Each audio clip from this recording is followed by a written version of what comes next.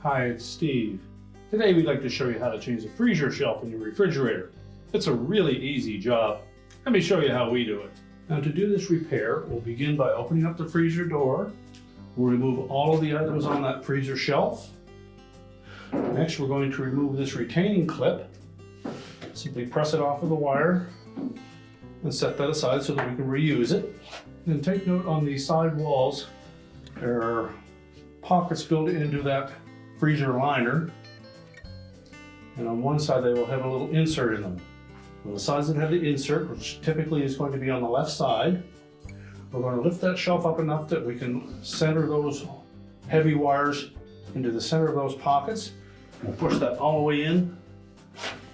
That will allow it to release from the opposite side. We can then tilt it up or down and then pull it out of the left-hand wall. We'll discard the old shelf. Now when installing the new one, make sure that the wires that run front to back are on top.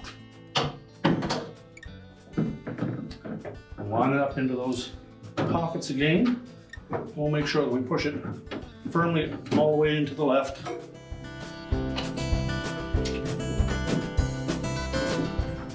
And line it up with the sockets on the right-hand side and pull that shelf over until it's centered. Remember to put the clip back on. Just snap it into place. We can close the freezer door up. And your repair is complete.